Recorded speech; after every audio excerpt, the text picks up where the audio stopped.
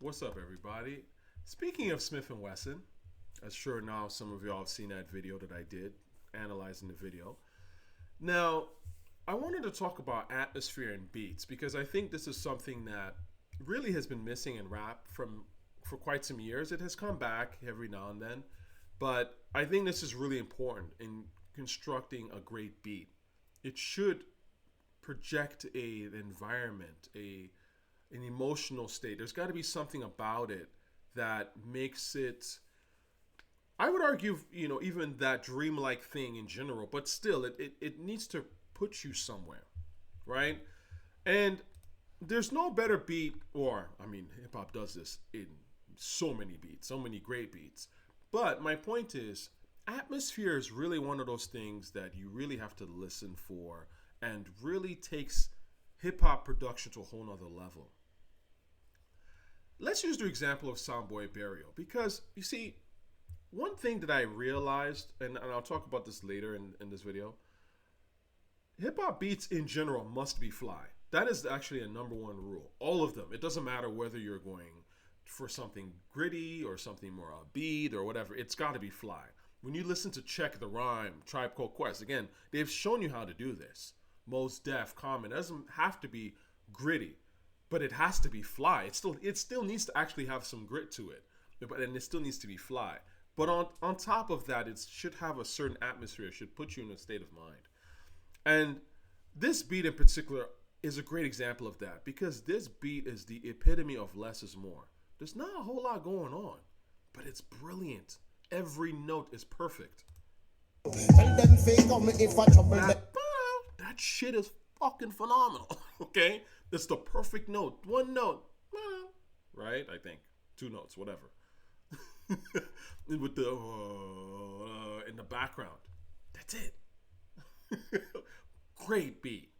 Immediately, and this is why when you hear a great beat and it gives you imagination, because imagination is at the core of great hip hop. When I hear this beat, I think of like that late night. Oh, well, not even late night. I think like the Wild West and shit. Cowboys, tumbleweed and shit. Right? Like quick on the draw, right? It has that feel. Like, all right, like, and even he says Soundboy Burial. Like, let's square up and see who takes who out first. Right? That's the power of a great beat. And it's the imagination behind it. And this is why we remember these records. Take a look in at the complete smoke. Tell them fake on me if I trouble them on. Oh, we are going to lick them with the finesse and charm. Tell them fake on me if I trouble them on. Take a look in at the scavenger lyric book. Cause every page full of style and full of fashion. We don't believe in pirate material mind. And it's so funny, right? I had made this comment years ago, right? What I love is that barely audible, ominous, airy beat in the sound. Or sound in the beat, and people were like, "Oh shit!" I remember reading the comments. People were surprised, like they hadn't heard it, and I was like, "How have you not heard this? Like, this is what that alone took the beat to a whole nother level. Without that part, the beat's boring. But again, it's those little additions, the right, which gives it that sort of quick draw, and it's like the wind. Again, now you're in this desert. Right? Anyway, I love that. But speaking of great hip-hop beats, easily, all time, one of the greatest rap beats ever, Public Enemy #1. This beat is insane. Okay? This is not just a fly beat. This beat to me sounds, and to me, for someone to come out with this as their first record, you can see why Public Enemy came on the scene. Because it literally sounds like someone on the run. Like, it sounds like a revolutionary, like, how like law enforcement is like, on the radio, like, where's this person, type of thing, like using sonar or whatever, trying to find this motherfucker, right? That's what it sounds like to a certain extent. It has that revolutionary, even communicate through underground radios type of vibe to it, because that's what it sounds like, right? And again, it's done in the flyest way, so we remember it. Anyway.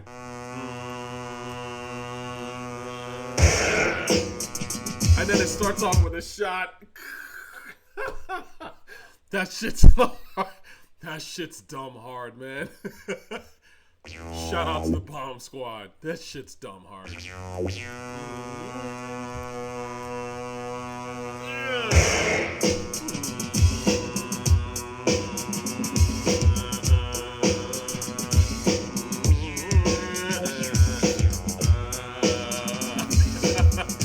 beat's retarded, man.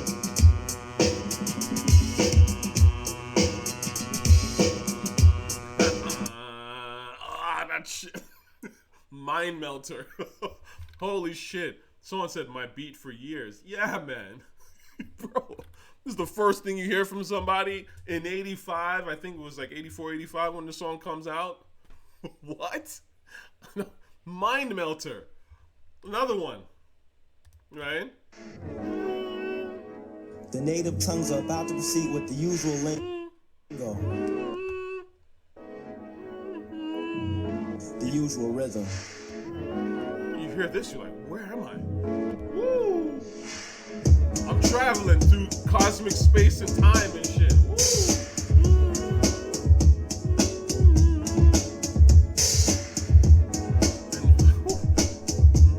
Again, you got these beats, man. You gotta have the groove in there.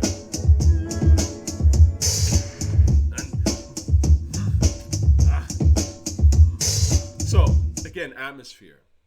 You know, why I made this video, because I thought to myself, I said, as I was appreciating that Smif and Wessun beat and the atmosphere, the vibe, what it creates. And I was thinking to myself how, even though I was listening to rap for up until, I started, like I said, kind of in the early 90s. I heard song here and there, but I was mostly listening to my parents' music. So I was listening to whatever my parents were putting on, which included MC Hammer and the occasional Snoop Dogg record. But my point is, I started listening to hip-hop heavy 97. And from like 97 to about 2003, I loved rap. And, I was listening very closely, and obviously I've been a lifelong hip-hop fan. But it's weird because it wasn't really until 2003, 2004, ironically, around the same time that I saw Samurai Champloo. Samurai Champloo in particular really opened my mind up. This is why, again, I say it's the greatest anime ever made. And also I listened to Omatic around the same time. And it was the first time that it occurred to me that a beat could be like atmospheric.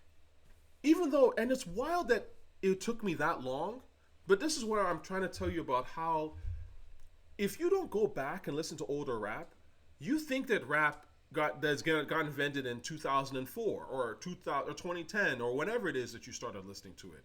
And so by then it's already complete pop music. It's casual oriented. So you just think of it as just another genre of music where people sing in auto-tune and play some poppy beat, but it's not that at all, right? There are certain core elements because even by the time I got into rap, a lot of this sort of mystic atmospheric stuff was actually kind of fading out, sadly. And we were getting into more of a club-oriented vibe constantly. And that stuff's fine. But again, can the game really can it be sustained on that, right? Because what made hip-hop cool is all of these different vibes. Whereas all this stuff got super clubby. And I'll give you a perfect example of this is Scott Storch, which is why Scott Storch will never, in my opinion, be a top 25 or even a top 50 producer, even though he was huge in his day. When you listen to Scott Storch, and this is no disrespect to the guy, but his stuff doesn't really have atmosphere. It sounds like 2000, the club, that almost artificial club environment. And once you leave that environment and those days are gone, you don't really remember it. Whereas these songs like the Tribes, the Public Enemy, Smif and Wessun, Nas, like you remember these songs because they exist in life. They sound like life music. And atmospheres and vibes and emotions that you just experience in life, period. Does that make sense? I want to play this because, speaking of Samurai Champloo, I remember watching this, and this was, you'll see in like the third episode of Samurai Champloo, which you should have seen if you haven't seen already.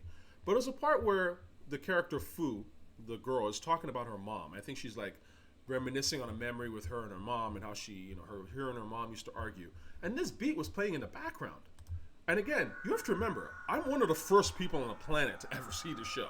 Okay? Like, real shit. And I was like, this shit's fucking ill. I mean, it's funny because obviously I had no idea where Champloo was going, and it obviously floored the fuck out of me. But at the time, I remember thinking to myself, like, wow, this is a really good beat. Like, what an interesting choice to have this in the background. You know, and I even remember at the time when they were talking, I think there was like a moon, it was like nighttime, and they showed there was moonlight and stuff like that, and I was just like, oh, this beat is perfect. Like, this is actually what this beat sounds like, right? Oh, this is one of my favorite beats on the show, period. Anyway, what's that? Look, you're riding. See, it's fly. All these beats are fly, but this is something.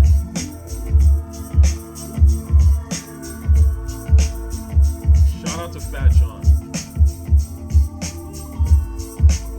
And this is what I'm trying to say. Like, hip hop's got to take you there. Again, when people shit on One Time for Your Mind, I don't understand it because, again, One Time for Your Mind was one of the first times I really sat and thought about this.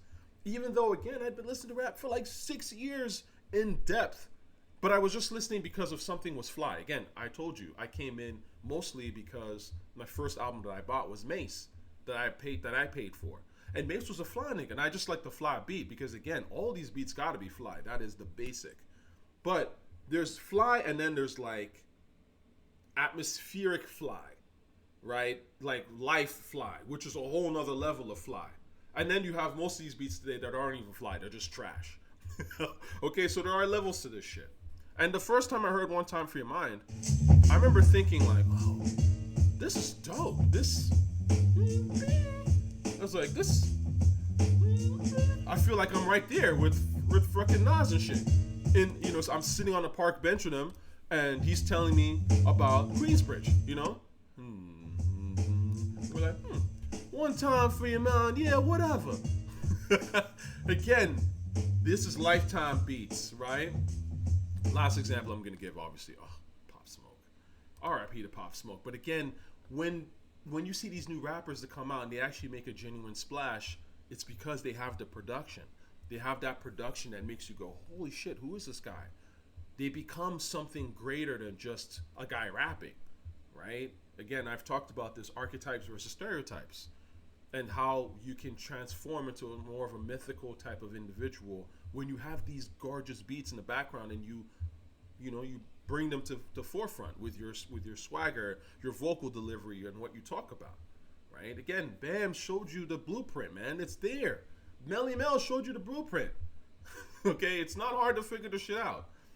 Anyway, I love this beat. Listen to this beat. I mean,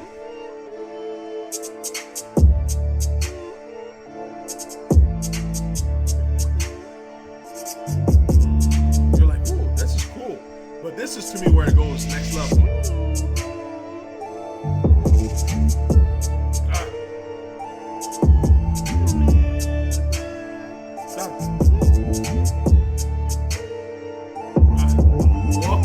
Walk out. See that piano, that shit. Oh my god, it's the little details, right? Because the beat without that was already dope. It was cool, but then you add that, and now you got me feeling away, for real. You know, I mean, it had the funeral vibe to it, anyways. But then you add that, and you're just like, oh shit, right? Again. It's actually kind of sad when you listen to Hawkham, real talk. Like, especially when he's like, they take advantage when you let him. You're like, god damn, man.